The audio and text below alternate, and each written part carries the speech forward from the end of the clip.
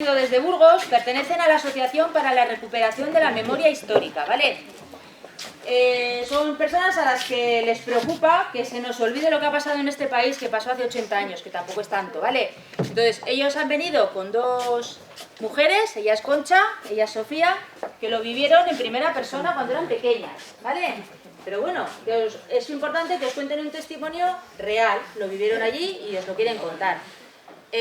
Os ruego que estéis muy atentos, ellas hablan muy bajito, como veis son mujeres mayores, ¿vale? Él es Maxi. Hola. Ella es María Jesús. Encantada. Y Ana, sí, las ayuda. Vale, y ya sabéis que podéis hacer preguntas y nada más, que espero que seáis muy divertidos. Sí. Bueno, no sé si se oye bien, espero que sí. Simplemente al principio deciros que sabemos, no nos vamos a meter en historia que dan vuestras profesoras, vuestros profesores, porque seguramente lo hacen igual o muchísimo mejor que nosotros sobre esta época. Lo que sí que queremos, sabemos también que en cualquier momento con vuestros móviles y con los elementos técnicos que hay ahora mismo, podéis perfectamente entrar en páginas y ver muchísimas cosas sobre el periodo del que os vamos a hablar. Lo que no vais a tener muchas oportunidades, o seguramente ninguna, bueno, sí, porque volveremos el año que viene, pero lo que no vais a tener muchas oportunidades es ver un testimonio vivo de dos personas que lo vivieron pues eso, en sus propias carnes y que vieron todo el panorama que había entonces.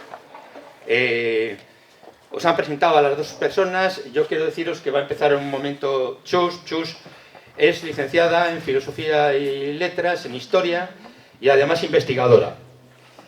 Ella va a empezar. Sí que os pido, por favor, silencio en todos los tiempos, pero más cuando hablen nuestras amigas, porque, bueno, con la edad perdemos un poco la fuerza a la hora de hablar, ¿de acuerdo? Pues mira, os paso con Chus y empezamos, ¿vale? Sí, yo quizá no necesite el micro, ¿no? ¿Me oís bien? Sí. Sí, bien. Es que no estoy acostumbrada al micro y si gesticulo con el brazo, pues llevo el micro para un sitio y para otro. O sea que a menos que no lo oigáis los de atrás. Bueno, pues muchas gracias a todos vosotros por acudir y principalmente al Instituto por invitarnos a impartir estas clases de divulgación de memoria histórica que para nosotros, para la Coordinadora Provincial por la Recuperación de la Memoria Histórica de Burgos, son de las mejores actividades que podemos hacer, porque sabemos que estos hechos y este trabajo que está llevando a cabo la Coordinadora es obligatoriamente, hay que contarlo, es decir, hay que divulgarlo. La gente tiene que saberlo. Ha habido muchísimos años de silencio, nadie ha hablado, nadie ha dicho nada, y ahora por fin ya desde el año 2000 se está empezando a tener un poco más de educación en este asunto. Los medios de comunicación también le dan más páginas y los trabajos que están llevando a cabo las distintas asociaciones de memoria pues están teniendo sus frutos. Bueno, nosotros pertenecemos a la Asociación de Memoria de Burgos, que se fundó en el año 2003-2004, con el fin de aunar los esfuerzos de muchas familias que querían recuperar a sus seres queridos, a sus familiares, y que estaban enterrados en fosas comunes, o en cunetas, en valladares, en cárcavas de los montes, alejados de las poblaciones. Y eso era porque venía el origen, la génesis estaba en el año 1936, el alzamiento militar, el golpe militar contra el Estado republicano legalmente constituido, que al levantarse el 18 de julio del 36 los militares, una de las premisas que hicieron durante los 3 o 4 primeros meses fue detener injustamente a muchísima gente que había tenido algo que ver con la República, es decir, que se habían significado con el programa o bien agrícola o bien cultural, educativo de la República. Entonces, a raíz del 18 de julio, prácticamente al día siguiente, grupos de paramilitares principalmente Falange. Falange era un paramilitar porque en esos momentos estaba ilegalizada, pero con grupos de requetés, de carlistas. En Burgos, en la provincia de Burgos, había otra facción que se llamaban los albiñanistas, porque la formó un diputado de Burgos, era un doctor Albiñana, y entonces él formó a un grupo de gente, eran albiñanistas. Pues bien, esta gente se dedicó a ir por los pueblos, por los ayuntamientos, detener ilegalmente a toda esta gente que tenía alguna significación con la República, llevarles en un principio a la cárcel más próxima del pueblo, en el caso de que en ese pueblo hubiera cárcel, ¿no? Y con posterioridad algunos iban a la cárcel central de Burgos, que se había construido en el año 33-34 y que en ese momento tenía mucha capacidad, ¿no?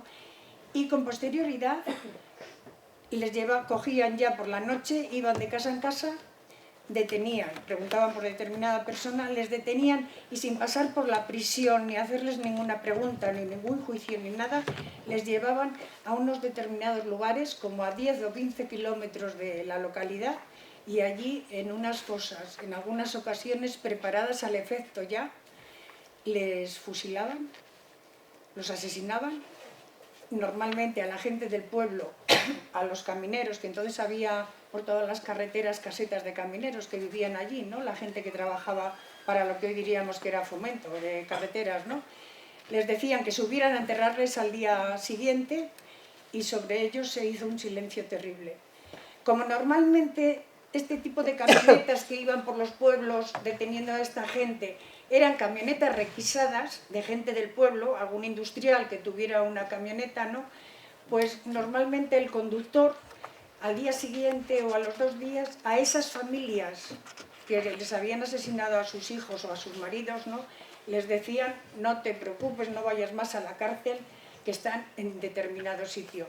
De ahí que hoy en día todavía sepamos que en determinada guindalera o en determinado valladar o en determinado monte hay una fosa común, porque esa misma gente o bien se lo decían de corazón a algunos y otros incluso se jactaban de que a esos rojos los habían asesinado y estaban en La Pedraja, en Estepar, en distintos sitios, ¿no?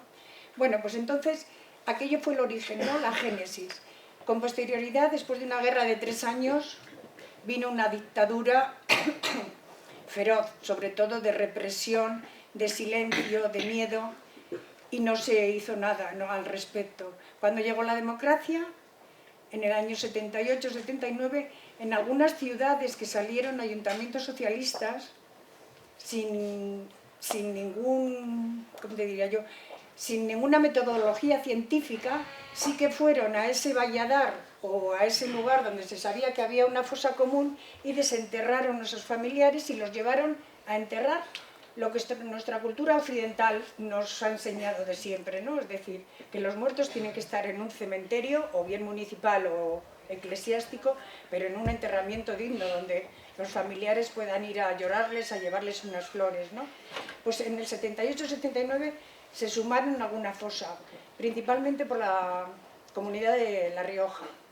Pero ya no fue hasta el año 2000 cuando se sumó en el Bierzo, en Prioranza del Bierzo, una fosa común a la salida del pueblo, pasaba la carretera, tuvieron que levantar media parte de la carretera, porque un nieto, que era periodista, su abuelo había sido asesinado y su padre, que ya era muy mayor, le estaba instando que tenían que localizar a su abuelo y a sus compañeros, ¿no?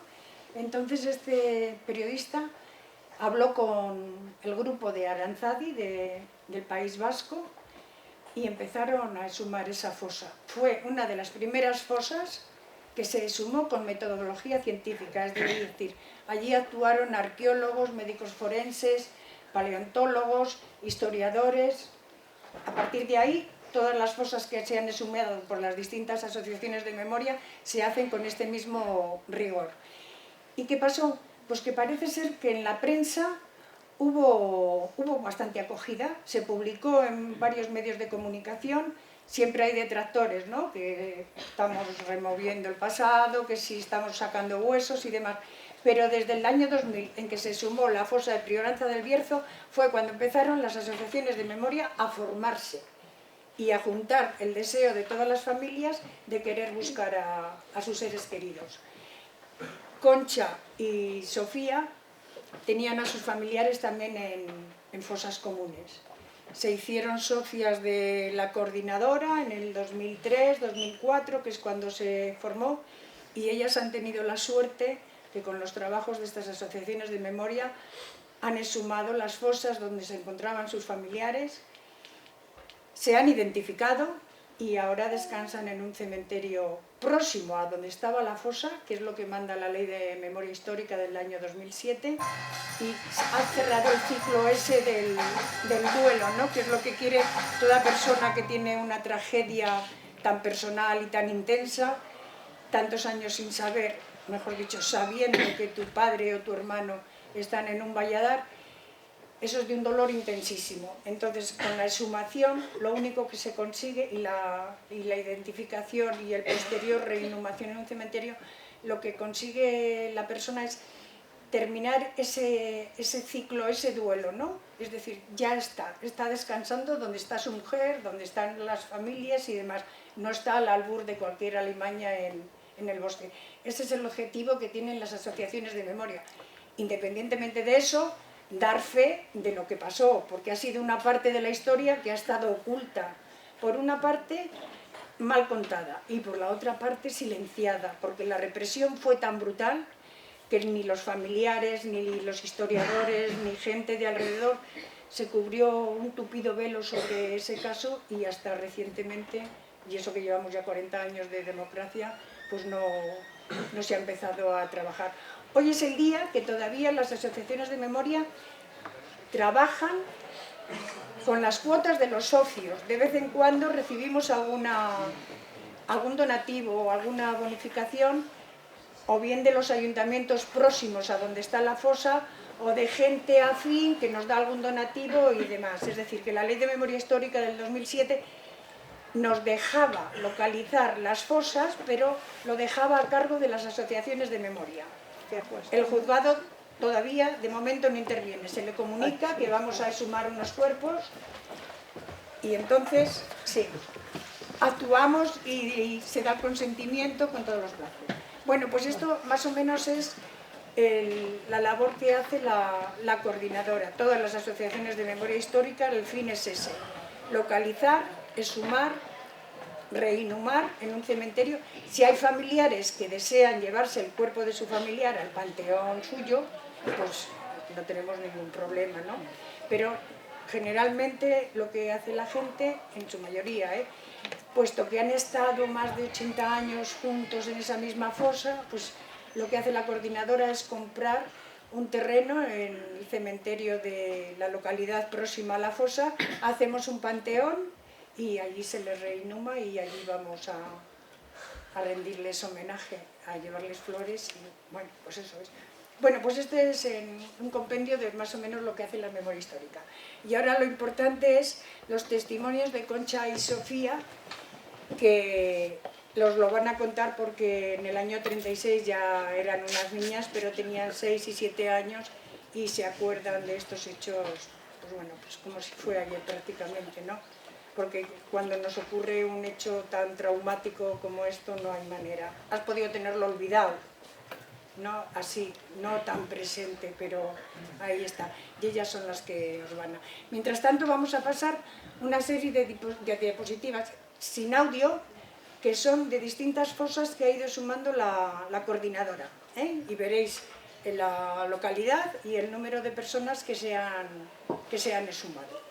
Bueno, y luego podéis preguntar cuando queráis y podéis empezar si queréis vosotros. No, pregunta tú porque así voy pasando yo. Bueno, como decía María Jesús, en cualquier momento, sin ningún problema, levantáis la mano y preguntáis a las dos lo que queráis, tanto a Sofía como a Concha, y bueno, pues empezamos para que ellas lo cuenten un poco. ¿Cómo viviste los primeros días, Concha? Pues yo creo que os lo podréis imaginar. Yo estaba viendo cómo le llevaba, a mi padre le vi y como de esta distancia de ahí, en mi pueblo había que muchos pueblos glorias que se calentaban por abajo y yo estaba allí a la ventana y le vi cómo se lo llevaron, pues tal que como yo estaba a la ventana y él como se le llevaron a él y a un tío. Se le llevaron la Guardia Civil, los falangistas, pues no lo sé. Es horrible, es horrible recordarlo, lo que es imposible poderlo olvidar. Pero es horrible. Les llevaron a una cárcel del pueblo, pues fue el día la Inmaculada 8 de diciembre y la noche del 11 les sacaron de allí, les llevaron pues a una cuneta. A mi padre eran cinco mujeres y 4 hombres y allí les asesinaron. Y otro día por la mañana, porque es que les enterraban ellos, pero si no tenían a suficientes, pues obligaban a gente joven de los pueblos. Yo soy de Cerca-Serán. Y cuando les fueron a enterrar, mi padre estaba vivo y pidió un vaso de agua. Y en vez de darle el vaso de agua, con las herramientas que llevaban para enterrarlos, le remataron. Allí, bueno, se pueden imaginar lo que sufriría mi padre una noche allí con nueve personas heridas con él. Y nosotros yo tenía 6 años, éramos 5 hijos.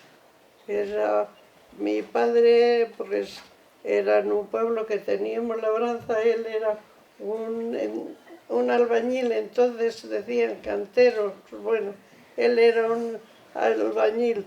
Y para mí, mi padre era, pues, ¿para qué voy a decir?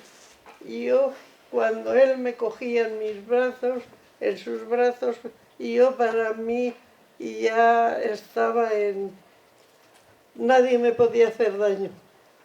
Pero me lo mataron a los 2 días. Y qué muerte. Nos dejaron a la familia, pues, yo creo que os lo podréis imaginar. Mi padre pues dejó 5 hijos. La mayor tenía 20 años y la más pequeña, que era yo. Mi padre tenía 47 años. Mi tío era hermano de mi madre, tenía 40. Y nos dejaron, mi abuelo, parece que le estoy viendo yo, que era ya pues muy mayor y decía qué va a ser de esa niña y de esa niña ahora qué va a ser y de esa niña, pero no veías cariño de nadie más que de los de casa, tampoco te lo podían porque no podías ni llorar.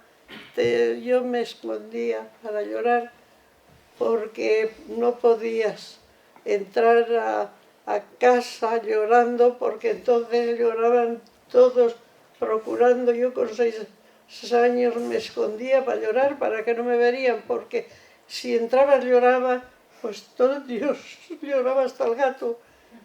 Y yo me escondía en un sitio cuando ya no podía, allá se me había pasado, entonces entraba llorando. Pero es una cosa horrible. Y le sacamos, pues, yo creo que de la coordinadora fue la fosa esa, la primera, había 5 mujeres, a una de 18 años y a su madre, y 4 hombres. No podéis imaginaros lo que es esto. No se puede educar. Si os parece, seguimos con Sofía. Sofía. Sí. Me llamo Sofía Teresa Romaniega, soy de Umieldizán, donde mi padre era secretario. Y recuerdo, bueno, tengo una memoria bastante... ¿Se puede poner un poquito más alto? Perdona. No, tienen que pegarlo a la boca. Sí. Vale, ya lo sé. Sí, es que me he caído y he tirado las manos. Sí. Bueno, pues era secretario y recuerdo perfectamente. Estábamos en la plaza porque habían obligado a todas, eso de obligado lo aprendí después, a todas los niños y niñas escolarizados a ir a la plaza y presenciar. Vi a salir a mi padre con toda la corporación que estaban reunidas y montarlos en una camioneta. No sé después cómo salí de la plaza ni cómo me cogieron ni nada, porque aparecí por la noche en un pueblecito de la Sierra Burgalesa, de Salas, en Gete, un pueblo muy pequeño. Aparecí, me encontré cenando con aquellas cocinas en el suelo, cenando con una gente que no conocía. Y al día siguiente ya me llevaron a Carazo, que es el pueblo de mi madre, de mi familia materna. Allí, no sé si al día siguiente vi a mi madre. Y a mis hermanos. Éramos 4 hermanos, ya os he dicho. Se llevaron a mi padre y al hermano mayor, que tenía 18 años, que nunca hemos sabido por qué estaba allí. Había ido a ver a su padre, como era verano, pues no estaba en los colegios, no estábamos nadie. Yo sí la de párvulo, sí. Pues mi hermano estaba con su padre. Se les llevaron a toda la corporación entera. Les trajeron a Burgos, en la cárcel, y enseguida a nosotros nos saquearon la casa, en el mismo momento. Y ya os digo que aparecí en un pueblecito en Gete. Gete me pasaron a Carazo y ahí estuve pues un tiempo.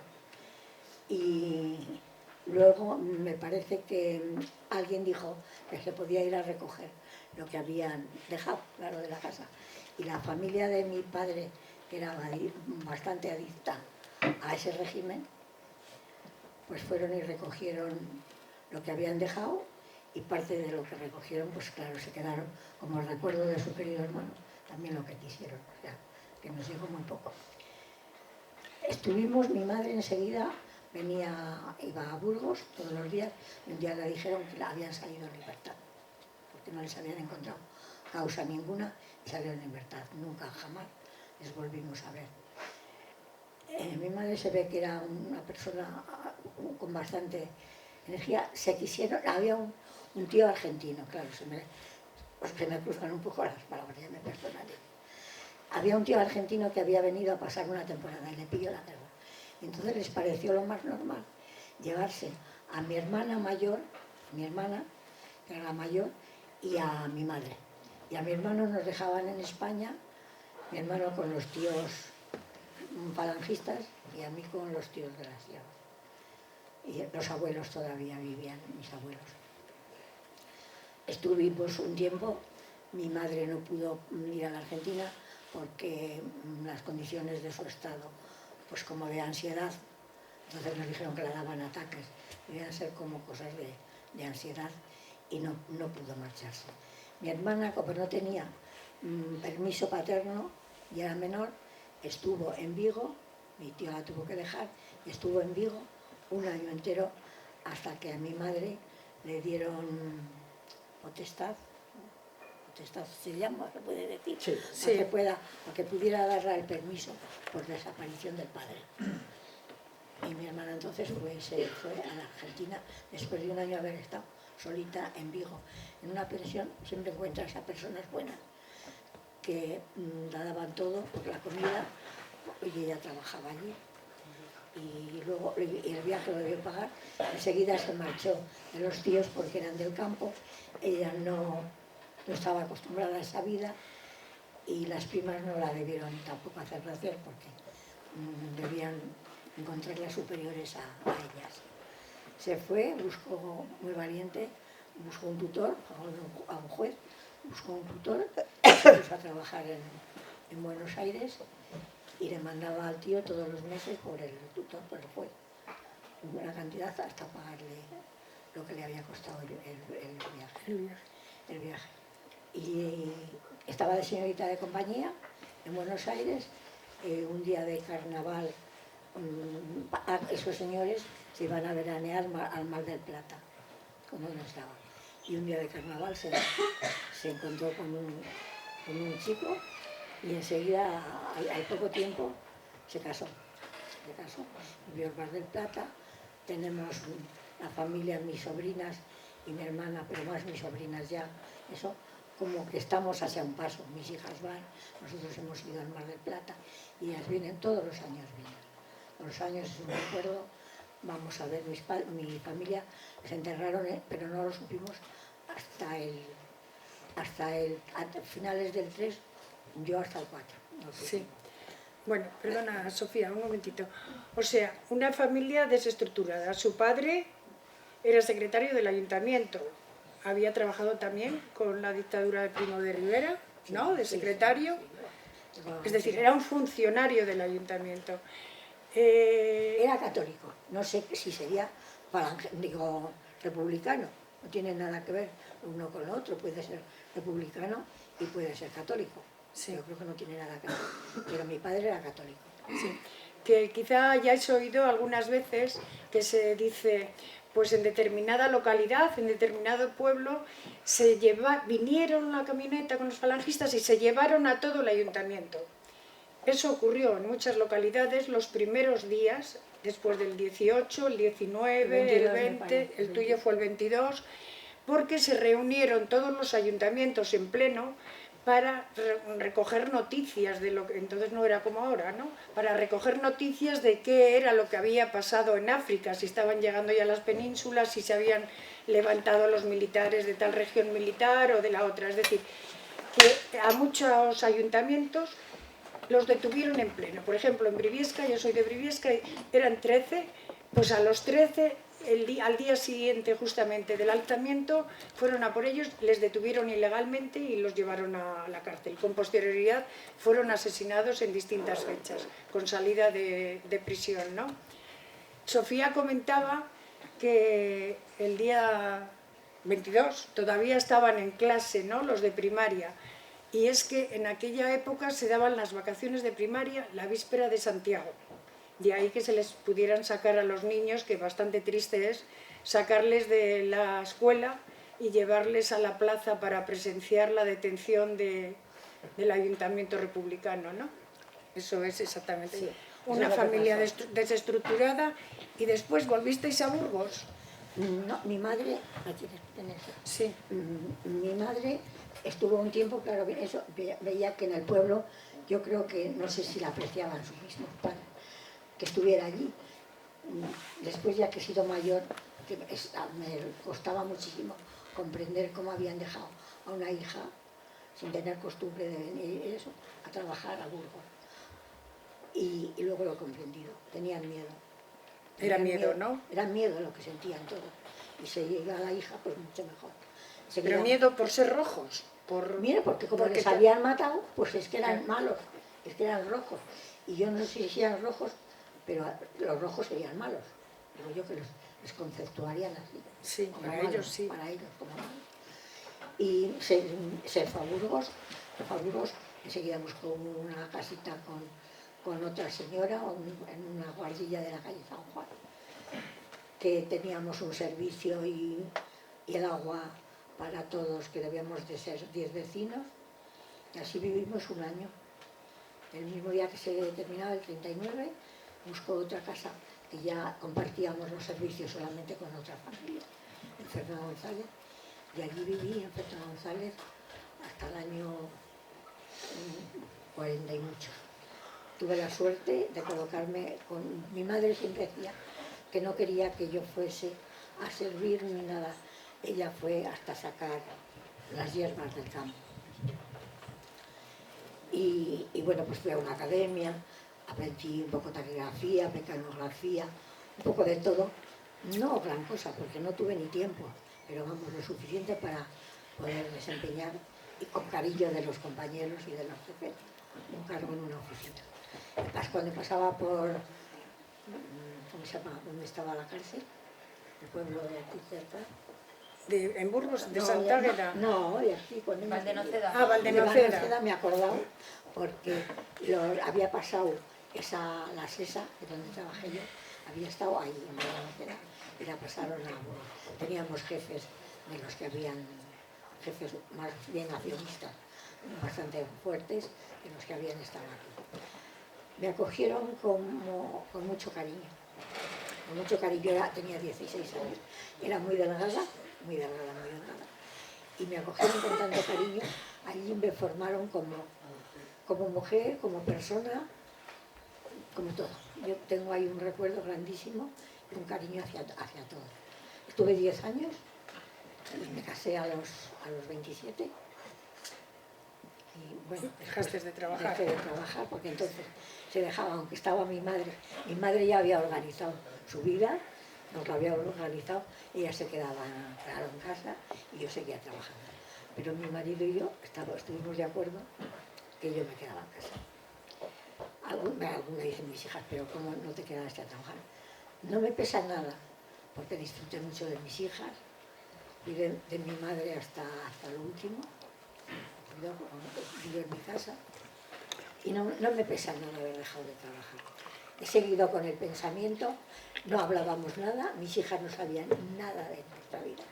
Era un silencio tan terrible.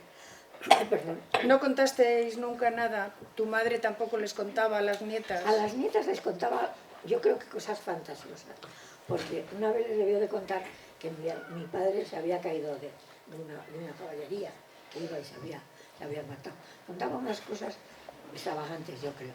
Pero ellas no nos preguntaban y ellas empezaron a darse cuenta pues que había 2 abuelos o 2 abuelas, no había más que un abuelo.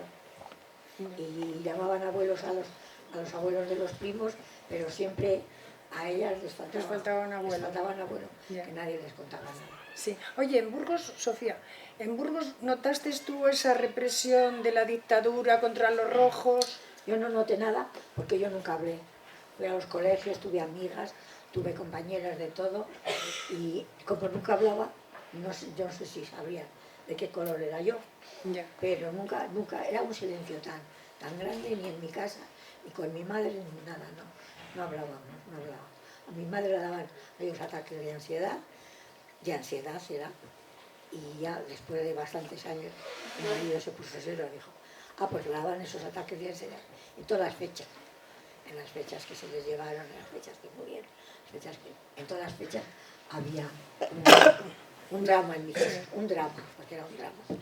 Y ya mi marido ya con los niños la dijo, esto se acabó, y yo no sé si sería de ansiedad o no, o se lo haría ya solita en su habitación, porque la verdad es que se acabó aquel drama. Y seguimos teniendo muchos amigos, la familia de mi marido era distinta, no vi nunca un rechazo en nadie, ni en amigos, yo para nada, algunos dicen que les llamaban rojos, a mí ni rojo, ni blanco, ni nada. Yo no tuve un rechazo ni por parte. Sí. Ahora, con mucho silencio. Ya. La relación de estas familias que habían sido marcadas como hijas de rojos y demás, tuvieron más repercusión en los pueblos pequeños que en las capitales, porque en las capitales, si tú no te dabas a conocer, había un silencio total, pues nadie te podía decir, bueno, porque eso no se nota, que tengas un pensamiento político distinto a los demás, ¿no? Pero en los pueblos, los hijos de los represaliados sí que lo pasaron bastante mal, a veces, ¿eh? Yo suelo decir chus, pero por si alguien se lo ha planteado, cuando a estas personas les sacaban de la cárcel, en principio salían con una orden de libertad. El problema era Tienes la orden, ¿verdad? Sí, está ahí la... El problema está en que a la puerta de la cárcel les estaba esperando un camión y de ahí pues al fusilamiento directamente. Concha, ¿qué tal? Después del trauma y de la muerte de tu padre y de las circunstancias que se dieron, ¿qué más te pasó en la vida durante el régimen del franquismo a principios? ¿Tuviste algún tipo de problemas?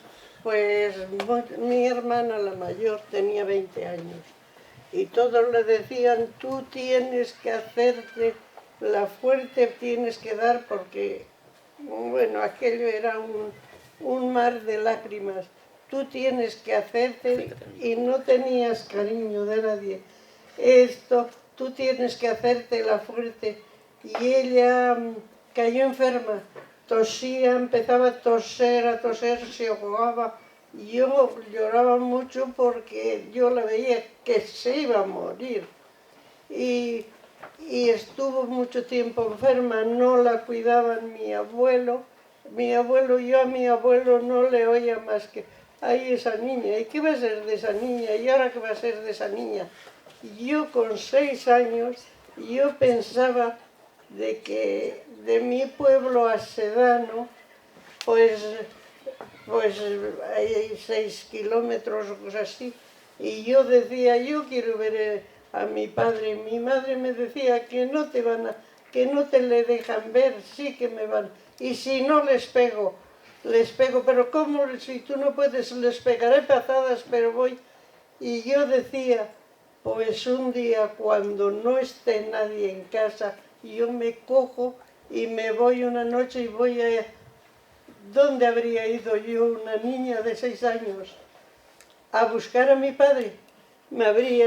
Si habría llegado allí, que no creo, porque quien me iba a la tumba se supo después, pues me habían tirado con él y ya estaba. ¿Podíais hablar en casa? No se podía hablar de nada, hasta las paredes parece que oye. Allí había quien decía que no te sentías querida por nadie, porque mis abuelos, pues, estaba mi padre con mis abuelos de mi madre, pues al principio a mi abuela a mis abuelas, yo al padre de mi padre no le conocí. Ellas eso, y mi abuelo algunas veces es esa niña y me llevaba a su casa. Yo era de la familia, mi madre eran tenía 2 hermanos en la Argentina y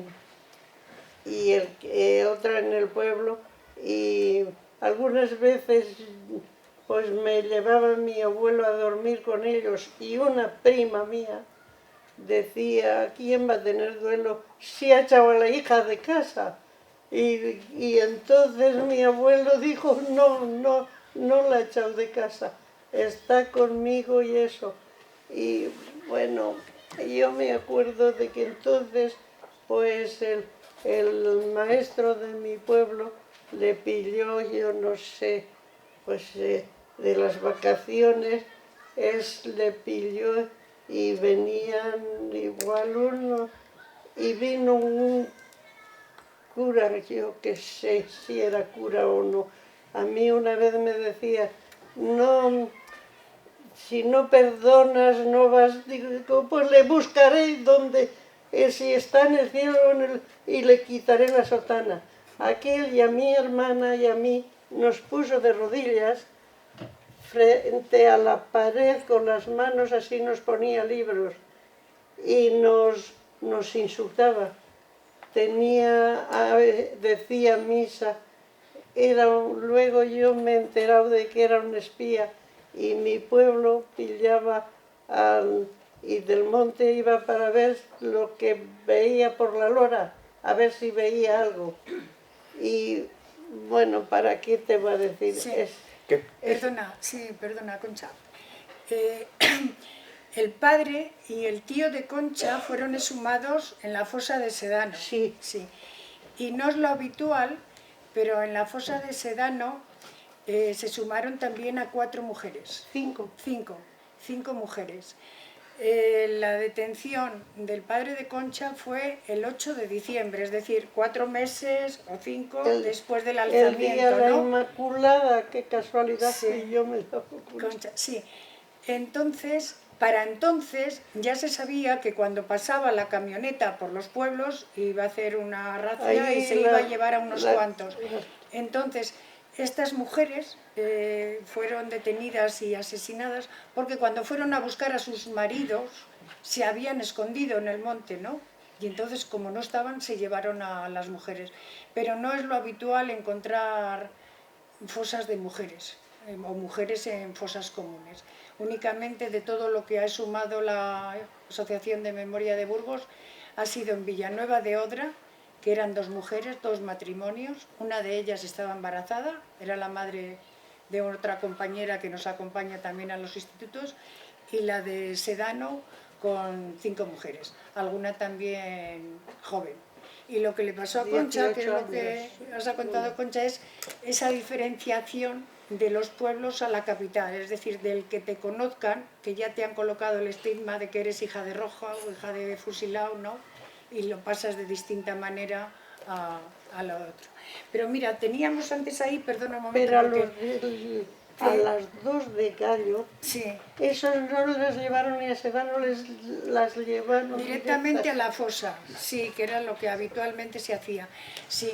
¿Qué os parece si hacemos ahora una pequeña paradita con respecto a ellas y leéis alguno de los relatos como homenaje a esas personas que fueron detenidas y asesinadas injustamente?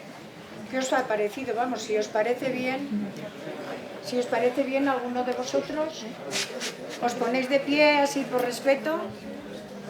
¿Tenéis algunos el relato? Sí, están repartidos. Pues venga, levantaros el primero. Estamos en familia. Además es como un homenaje a... Si alguien quiere el micro. Sí, ¿quieres el micro? No. ¿O vienes aquí y lo lees? Vete allí. Sí. Toma. Toma.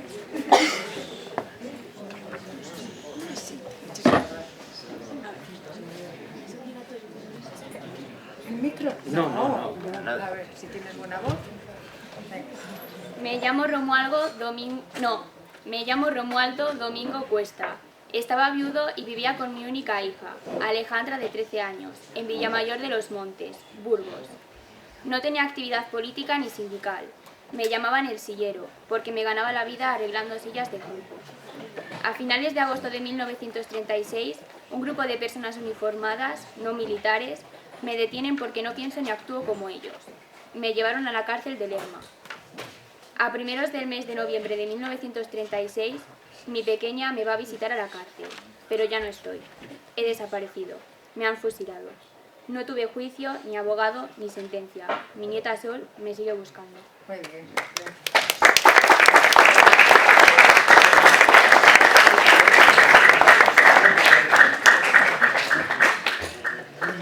Me llamo Francisco Romaniega Nebreda, soy secretario del Ayuntamiento de Gumiel de Izán. El 21... Un poco más alto y más despacio. Sí. ¿Cómo? Me llamo Francisco Romaniega Nebreda, soy secretario del Ayuntamiento de Gumiel de Izán. El 21 de julio de 1966 me detienen junto con todos los demás cargos del Ayuntamiento. Mi hijo mayor, Juan José, de 18 años, intenta defenderme y también es apresado. Nos conducen a la prisión central de Burgos, donde permanecemos hasta el 24 de septiembre de 1936. Nos liberan, porque no encuentran delito del que acusarnos. En la salida nos aguarda una camioneta con falangistas y guardias civiles. Nos conducen contra otros 19 compañeros, también puestos en libertad, hasta el paraje conocido como el Alto de la Venta en Villamayor de los Montes. Allí, esa noche en una fosa ya preparada, nos asesinan. Mi familia nos ha buscado durante 68 años. Gracias a los trabajos de una asociación de memoria, en el año 2004 encontraron nuestros restos, junto con los de otros 44 compañeros también asesinados. No tuve juicio, ni abogado, ni sentencia. ¿Hasta cuándo vais a permitir que otras familias sigan buscando?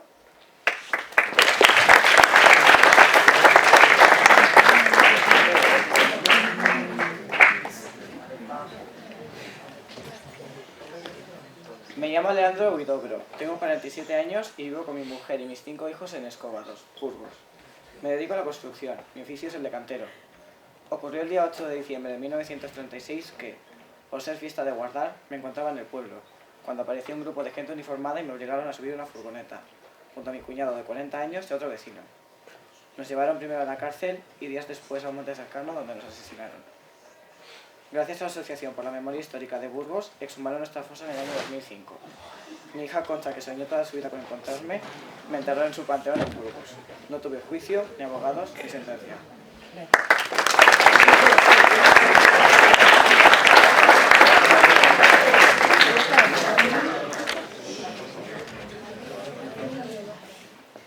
Me llamo Eliodoro Barbero, tengo 42 años. Vivía en Santa Inés, Burgos, con mi mujer y mis 7 hijos. Era labrador y también me eligieron para alcalde del pueblo. Un día de agosto de 1936 me sacaron de casa a la fuerza y me subieron a una camioneta junto a un primo y otras personas del pueblo. Nos llevaron a un monte, allí nos dispararon a todos. Nos dieron por muertos, pero yo quedé herido. Al día siguiente una persona me ayudó, llevándome al Hospital Provincial de Burgos, donde permanecí un día. Cuando mi familia fue a verme, ya no estaba, había desaparecido. Mi familia me sigue buscando. No tuve juicio, ni abogados, ni sentencia.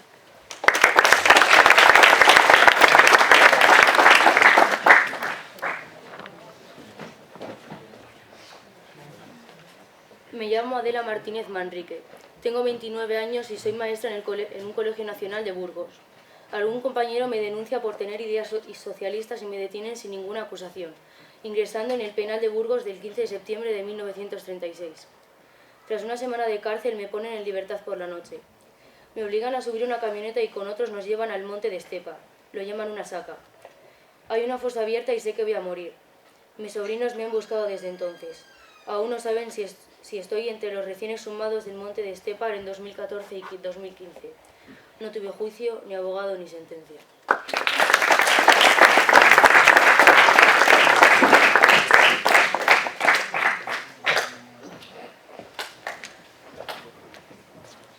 Mi nombre es Evaristo García Martínez. Tengo 26 años, soltero y junto con mi hermano José Mario, 29 años, recién casado y con un niño de 1 año, vivíamos con nuestros padres y 5 hermanos en Birbiesca. Una noche de agosto de 1936, un grupo de falangistas nos sacaron a la fuerza de nuestra casa y nunca más volvimos. Nos subieron a una camioneta y nos llevaron al monte de la Pedraja. Allí nos asesinaron. Mi padre murió de pena y mi madre luchó todo lo que pudo por encontrarnos. No lo consiguió y se pasó toda la vida llorando en silencio hasta que murió con 89 años. Ahora sé que mi hermano pequeño, Manuel, y su familia, junto con la Asociación de Víctimas de las Personas Asesinadas en la Pedraja, nos han estado buscando y que han exhumado las fosas a donde nos trajeron a más de 300 personas, pero a nosotros aún no nos han identificado. No tuvimos juicio, ni abogados, ni sentencia.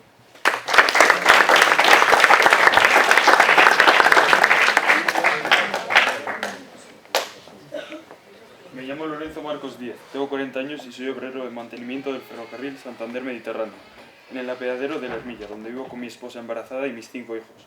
Un grupo de falangistas nos vienen a buscar, a mi compañero de trabajo y a mí. Nos acusan de sindicalistas. A punta de pistola nos llevan a un monte cercano. Tras una durísima paliza nos disparan. Allí nos entierran el 23 de septiembre de 1936. Mis hijos y mis nietos, a los que nunca conocí, me encuentran en 2009. 73 años después, gracias a la ayuda de la Coordinadora por la Recuperación de Memoria Histórica de Burgos, mi esposa nunca pudo contar nada, pero ya estoy con ella y con mi compañero en su tumba. No tuve juicio, ni abogado, ni sentencia.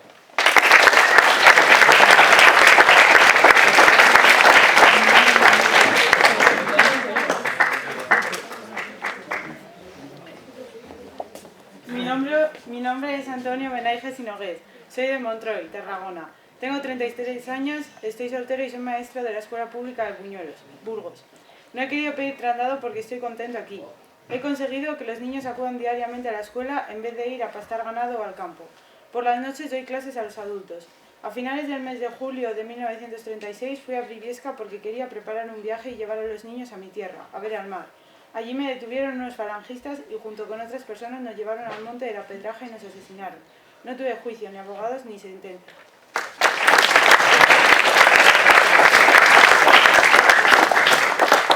Bueno, muchas gracias en honor a ellos.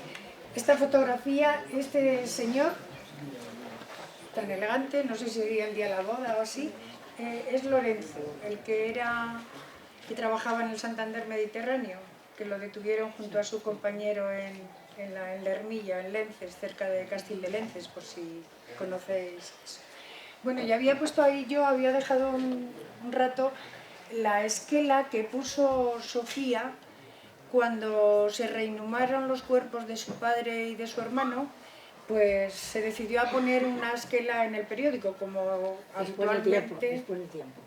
No fue entonces. Ah, no fue en el 2005, un poquito más tarde, ¿no? Sí, y ¿la habéis podido leer? Lo de la falsa libertad y tal.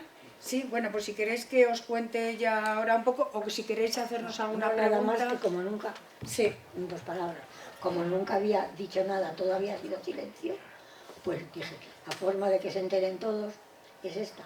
Pues nadie me ha hecho referencia, amigos ni familia, referencia a mi esquela.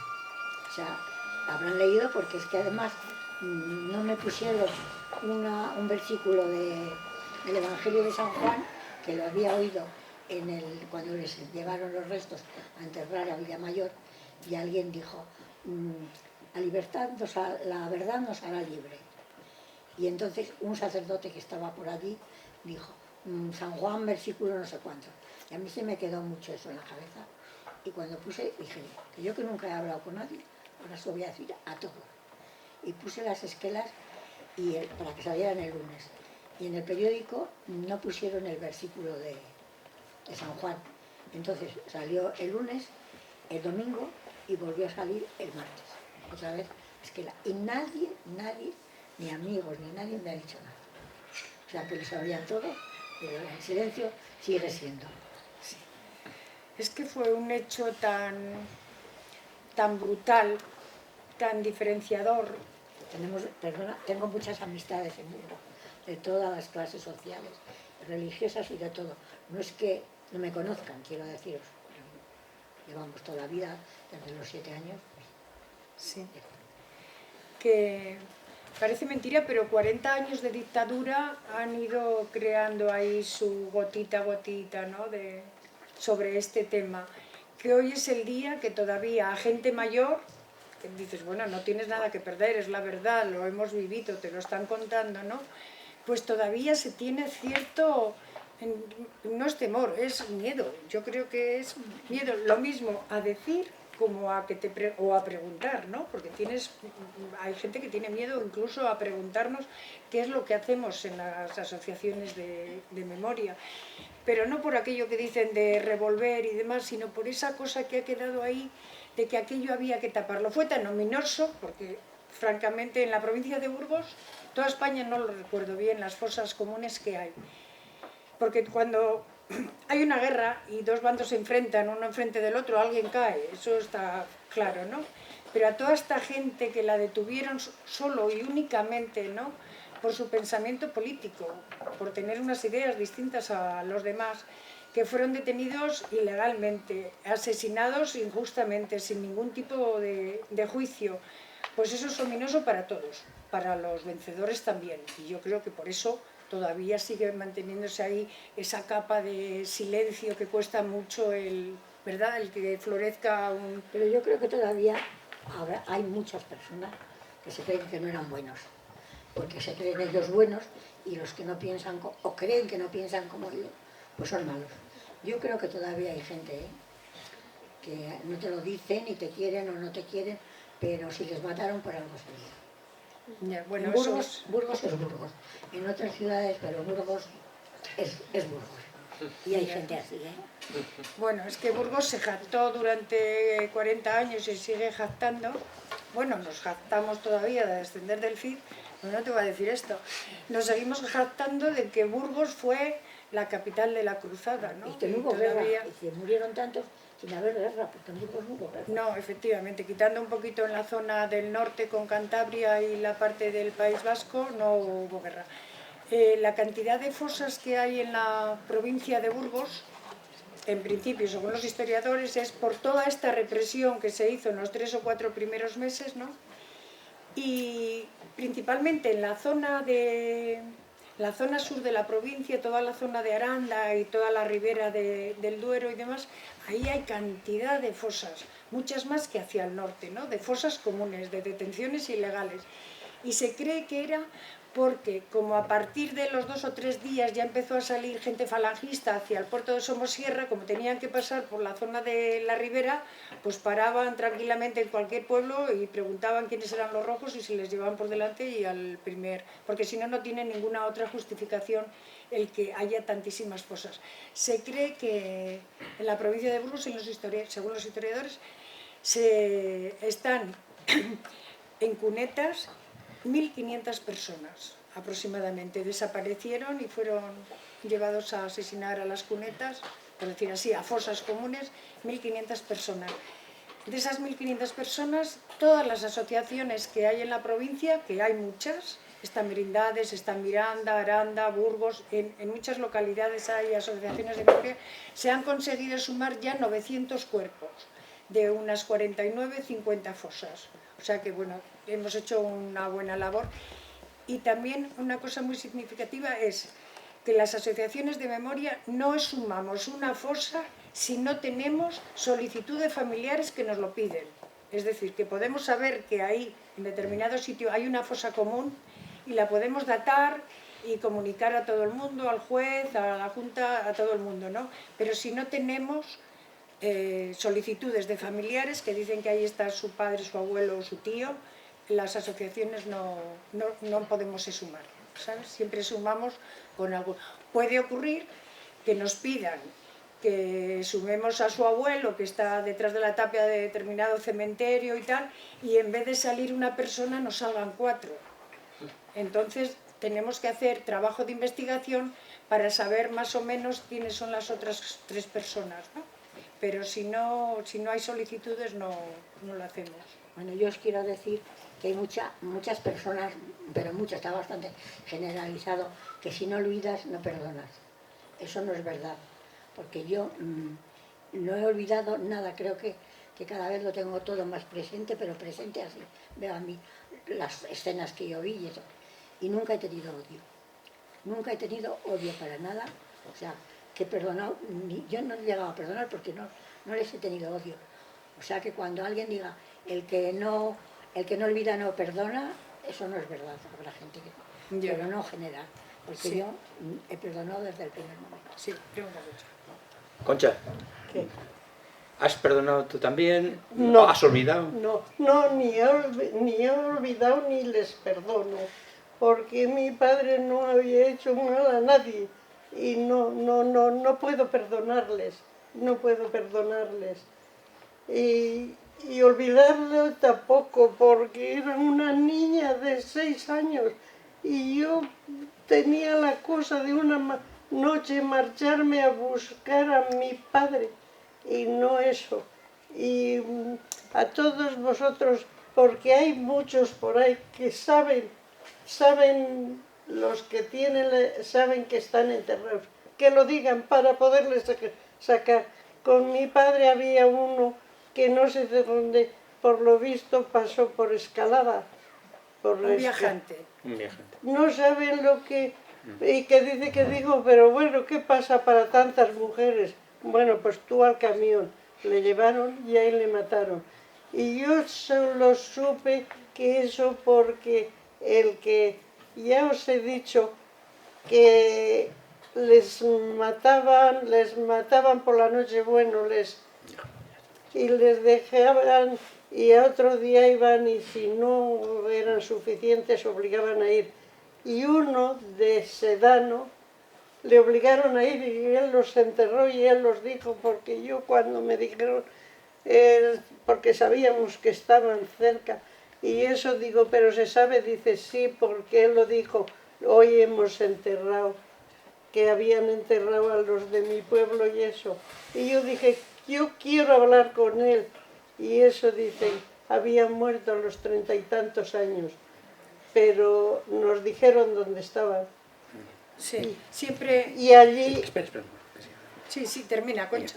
Pues cada uno tenía, mi padre como era albañil, pues tenía el lapicero, el trabajo, todo lo de trabajar tenía allí. Y yo cuando eso, porque yo cuando me dijeron, claro, yo era, pues mi hermano mayor le obligaron a ir a hacer la carretera desde Los Santos para pasar hasta arriba de Escalada. Y ahí con 17 años estuvo. Haciendo la carretera. Sí.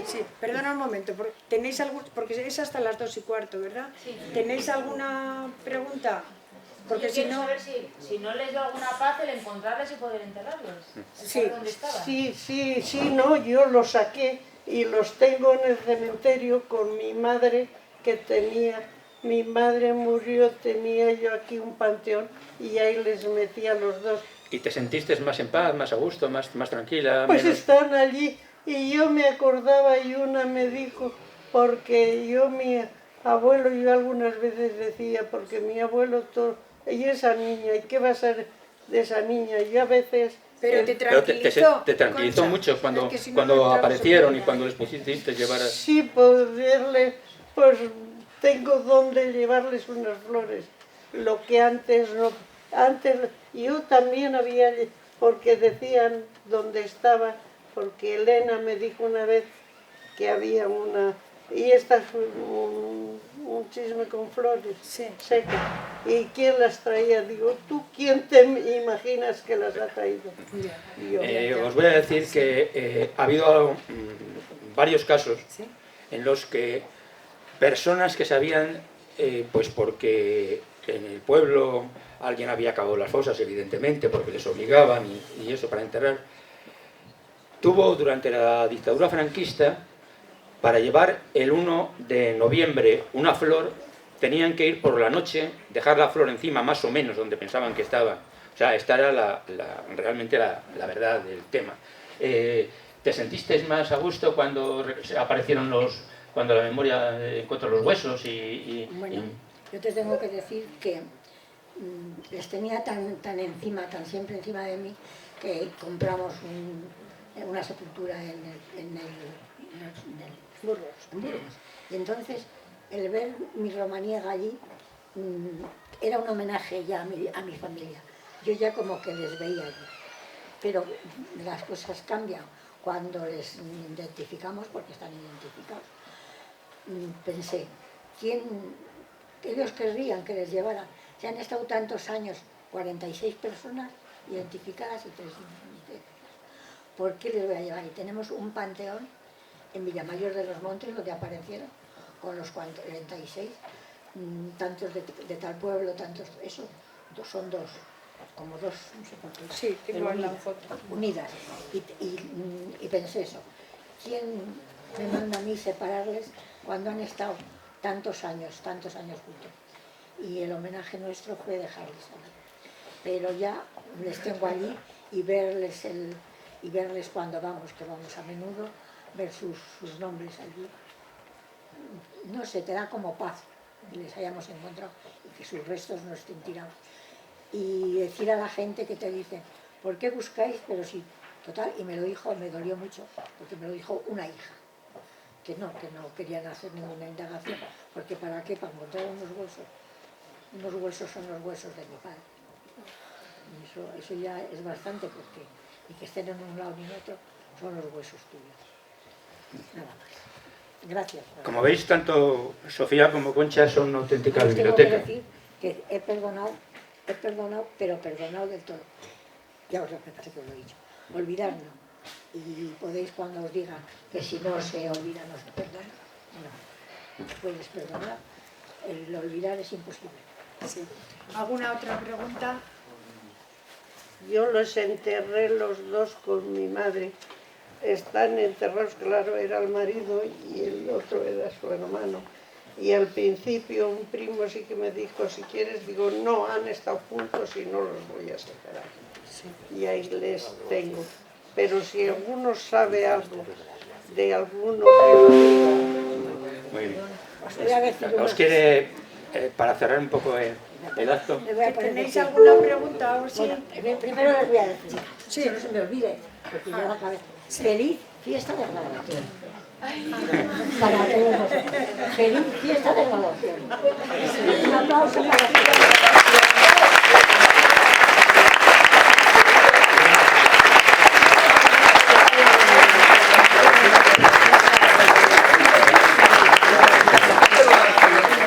a vosotros. No merecíamos tantas. Porque nos habéis escuchado. Pero si sabéis de alguna, decirlo, porque yo muchas veces el que está enterrado allí porque